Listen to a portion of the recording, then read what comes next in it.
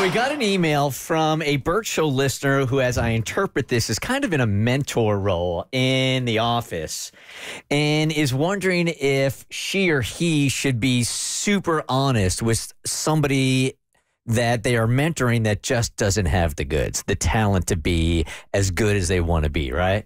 So the email reads like this, and you guys can get in on this if you want also, 1-855-BERT Show. Hey, Bert Show, how do I avoid breaking the heart of someone that has a dream? Let me explain. I've been in the fashion industry for a very long time, over 25 years.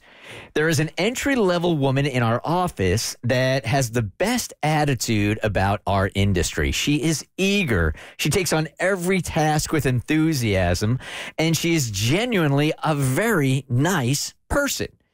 Problem is, she has zero eye for what we do for a living. She's task-oriented and is quite dependable.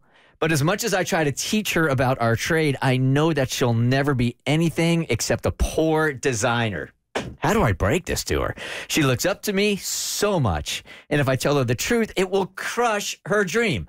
I can't recommend her for jobs. How do I guide her away from being a designer while keeping her enthusiasm for our industry? 1-855-BERT Show. It's not your place to do that. I don't think it is your place to tell somebody that their dream's not worth pursuing. And your feelings may be completely valid. I mean, she may be absolutely horrible at picking out the right pillows for a room or a couch or whatever you guys do in your design industry. But I think you're really missing an opportunity to be a mentor to somebody who isn't jaded yet by the industry and wants to get better. I think it says more about you that you want to crush your dreams rather than look at yourself in the mirror and think, how can I be a better mentor for this person so I can make them the kind of designer that they want to be?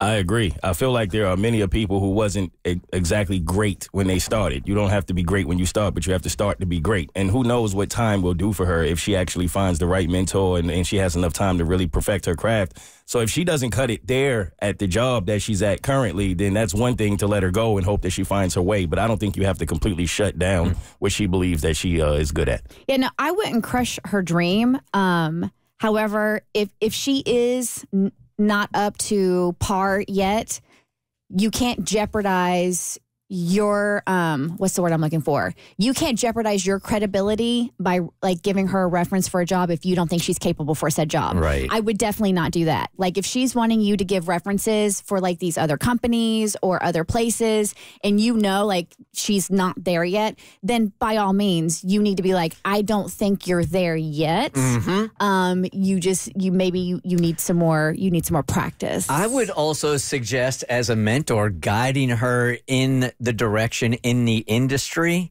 that you know she's going to be good at. Let me give you guys an example of this. So our former intern and producer, Blake, who I love dearly, right?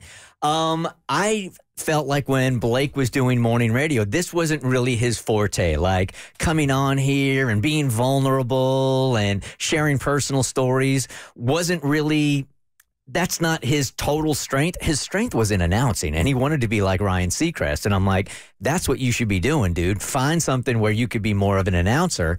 And luckily enough, he did pursue that, and now he's doing great. He's a news anchor in Nashville. He's got these other TV stations all over the country looking at him now to hire him in bigger markets and stuff. So it's really worked out for him. But I think as a mentor, it's not your job to crush their dreams, but it's your job to sort of guide them. Find their strengths. Yeah, because I heard when I first started out in this industry, I was given a book about like finding your strengths because you can combat your weaknesses all day, but if you don't focus on building your strengths, like it doesn't even matter. So I think as a mentor, like you said, you've got to look at them and, you know, you can be real with them and you can be honest with them and especially don't recommend them for jobs you don't think they're good for. Mm-hmm. But I do think it doesn't hurt anybody to help them, but it absolutely is going to crush somebody's dreams, literally, as you're saying, to tell them that there's no future or hope for them. Yeah, I've been on the other end of this also. I think I've told you guys when I was working in Dallas, and my mentor at the time and best friend, Kid Craddock,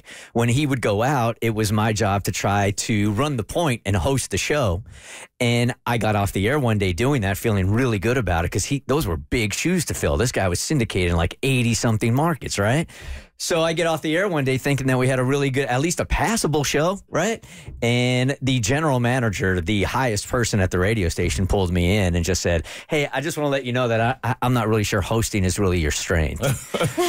So I was crushed by that. Crushed. Now, I made it sort of a challenge.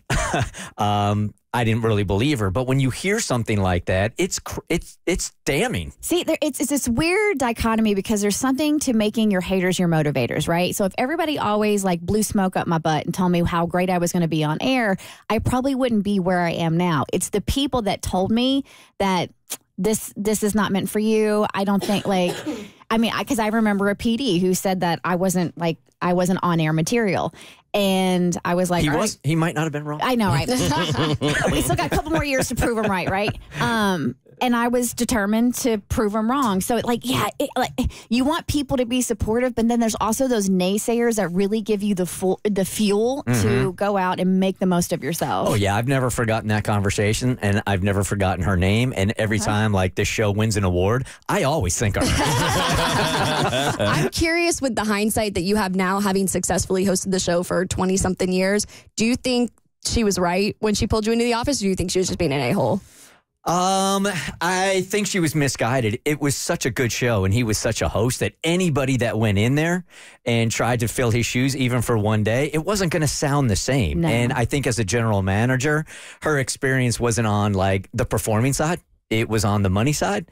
So while it stung because she was in the industry for so long, I just think I thought to myself, look, it's never going to sound like Craddock, so don't give yourself that kind of pressure and just keep doing what you're doing, because it's the only thing that I could do. I had nothing else to fall back. I remember my college basketball coach saying, which I thought was great advice. You have, in order to coach people, you have to know the difference between the players that you have to really be somewhat negative to, just to get a little extra out of them, and the players that you have to pat on the back and always tell them that they're doing good. And I think in life, you should always use your haters as a motivator. But if you're on the other end of it, you shouldn't always use your hate to motivate.